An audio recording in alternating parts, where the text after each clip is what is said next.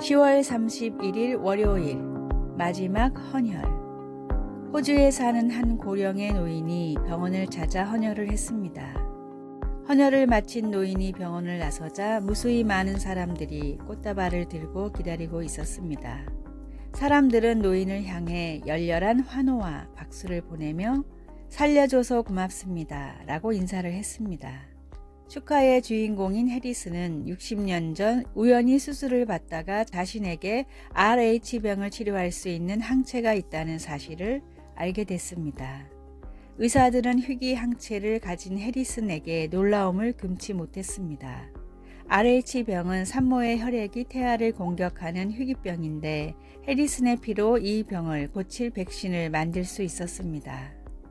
자신의 헌혈로 사람을 살릴 수 있다는 걸 알게 된 해리슨은 이후 2주마다 한 번도 거리지 않고 60년간 헌혈을 했습니다. 1173번의 헌혈을 통해 200만 명을 살린 해리슨은 81세가 되면서 호주법으로 더 이상 헌혈을 할 수가 없었습니다. 그래서 마지막 헌혈을 하던 날에 그동안 해리슨에게 도움을 받은 많은 부모와 자녀들이 병원으로 찾아와 감사를 표현한 것이었습니다. 한 사람의 삶이 수백만 명에게 생명을 선물로 줬듯이 예수님의 보혈로 모든 사람들이 구원받을 수 있습니다. 분명하고 유일한 진리이고 영원한 생명을 주는 예수님의 보혈을 세상에 힘써 전하십시오. 오늘의 말씀. 우리는 그리스도 안에서 그의 은혜의 풍성함을 따라 그의 피로 말미암아 속량 곧 죄 사함을 받았느니라. 에베소서 1장 7절. 오늘의 찬송 197장 은혜가 풍성한 하나님은. 오늘의 만나 나에게 주어진 것으로 영원한 생명을 주는 주님의 복음을 전하는 기회로 사용합시다.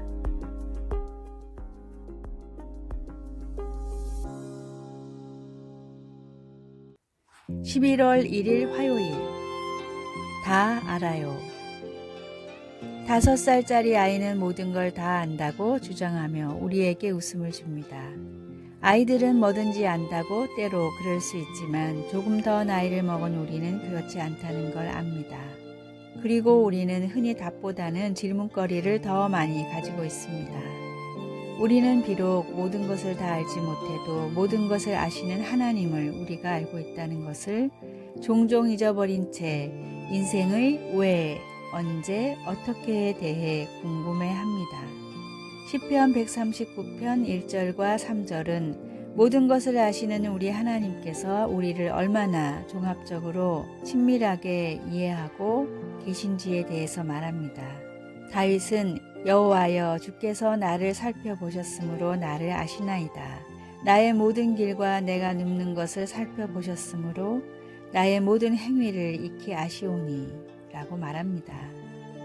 우리를 완벽하게 사랑하시고 오늘 우리가 맞닥뜨릴 문제를 모두 알고 계시며 인생의 모든 상황에서 우리를 돕는 최선의 방법을 아시는 하나님을 우리가 알고 있다는 사실이 얼마나 유한이 되는지 모릅니다. 우리의 지식에는 언제나 한계가 있지만 하나님을 아는 지식이 가장 중요합니다. 우리에게는 하나님을 아는 지식이 가장 중요합니다. 하나님은 가장 신뢰할 수 있는 분이기 때문입니다. 말씀. 나의 모든 길과 내가 눕는 것을 살펴보셨으므로 나의 모든 행위를 익히 아시오니. 시편 139편 3절. 찬송 407장 구주와 함께 나 죽었으니.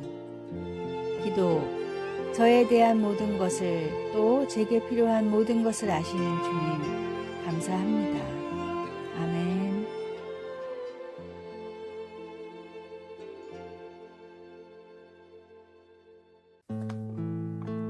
11월 2일 수요일. 소중한 두 샘물. 인접한 산속에 물이 귀한 두 마을이 있었습니다. 두 마을에는 소중한 샘물이 하나씩 있었는데 한 마을은 샘물을 누구나 마음껏 사용할 수 있었지만 다른 마을은 정해진 양만큼 사용할 수 있었습니다. 마음껏 물이 있는 마을 사람들은 물이 사람을 위해 있는 것이기 때문에 있을 때 잘 써야 한다고 생각했지만 정해진 양만 쓰는 마을 사람들은 언제 떨어질지 모르는 소중한 물이기 때문에 조금이라도 오래 쓰려면 아껴야 한다고 생각했습니다. 심지어는 샘물을 지키기 위해 다 같이 물을 안 쓰는 날까지 만들었습니다. 그러나 이런 노력에도 불구하고 샘물을 아껴 쓴 마을의 샘이 더 빨리 말라버렸고 마음껏 사용한 마을은 오히려 샘물이 그대로였습니다. 왜 이런 차이가 일어났을까요? 사용한 만큼 솟아나고 그대로 두면 썩어버리는 샘물의 특징을 아껴 쓰는 마을 사람들은 몰랐기 때문입니다. 자꾸 퍼내야 더 솟아나는 샘물처럼 하나님의 은혜와 능력 역시 그렇습니다. 풍성한 은혜의 샘을 바라만 보다 좋은 때를 놓치는 어리석은 사람이 나의 모습이 아닐까요? 더 바라는 믿음과 기도의 간구함으로 다함이 없는 샘물 같은 하나님의 능력을 넘치도록 누리십시오. 오늘의 말씀, 내가 주는 물을 마시는 자는 영원히 목마르지 아니하리니 내가 주는 물은 그 속에서 영생하도록 솟아나는 샘물이 되리라. 요한복음 4장 14절. 오늘의 찬송 545장 이 눈에 아무 증거 아니 배워도. 오늘의 만나, 하나님의 능력을 제한하지 말고 놀랍게 누리게 하소서. 다함이 없는 주님의 능력에 필요한 것을 기도로 구합시다.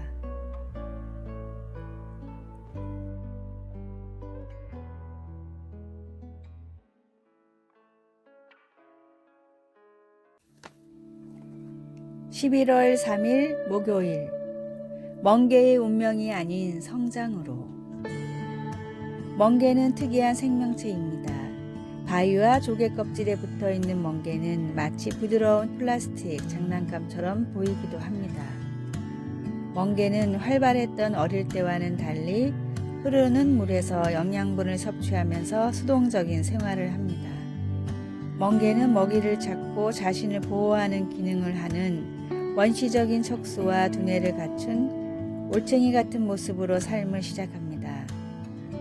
어렸을 때는 바다를 탐색하며 시간을 보내지만 성체에 이르면 변화가 일어나 바위에 달라붙어서 탐색과 성장을 멈추어 버립니다. 그리고 자신의 뇌를 먹어치우는 섬뜩한 반전을 보여줍니다. 척추도 없이 생각도 없이 수동적으로 물결에 따라 사는 멍게. 베드로 사도는 우리에게 그런 멍게의 운명을 쫓지 말라고 권면합니다. 우리는 성장하도록 부르심을 받았고 그것은 곧 하나님의 성품에 참여하는 것을 의미합니다.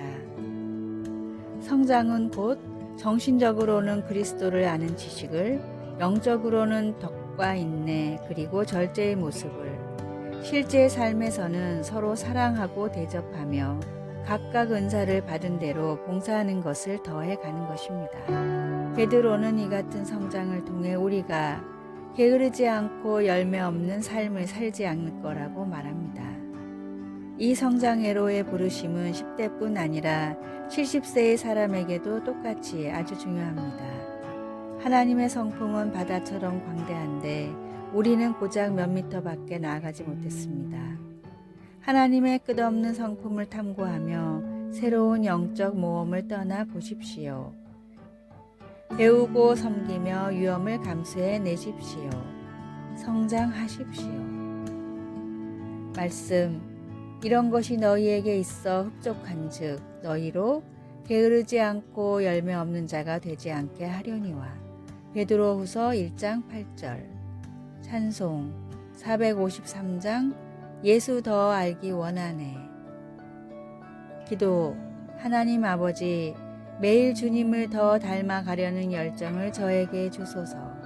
예수님의 이름으로 기도드립니다. 아멘.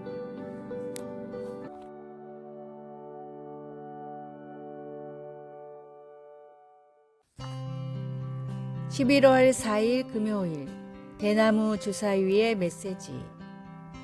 조선시대 선비들에게는 의기라는 중국 문화가 유행했습니다.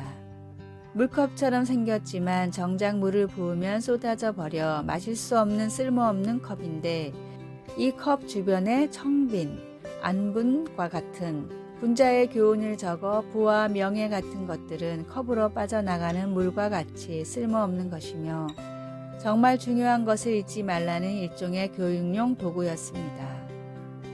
의기 중 가장 유명한 것은 7개의 면이 있는 대나무 주사위였는데 각각의 면에는 다음의 교훈이 새겨져 있었습니다.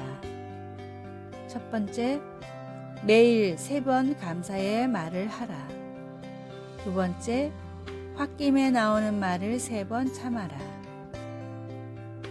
세 번째, 남을 3번 칭찬하라. 네 번째, 내 잘못을 3번 인정하라. 다섯 번째, 실수해도 3번만 꾸짖지 마라.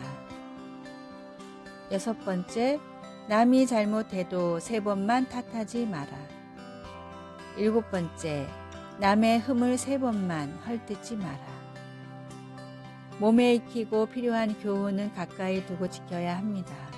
내 삶에 풍겨나는 그리스도의 향기를 위해 내 발의 등이고 내 마음에 비친 하나님의 말씀을 시시때때로 접하고 암송합시다.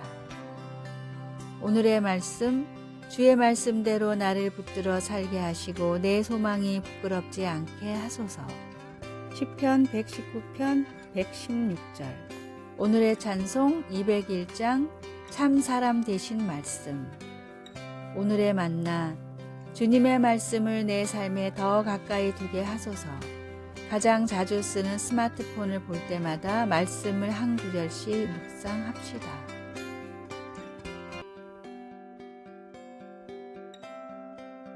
아래의 빨간색 글자 구독을 누르시어 더 많은 전도의 열매를 맺으시기를 기도합니다.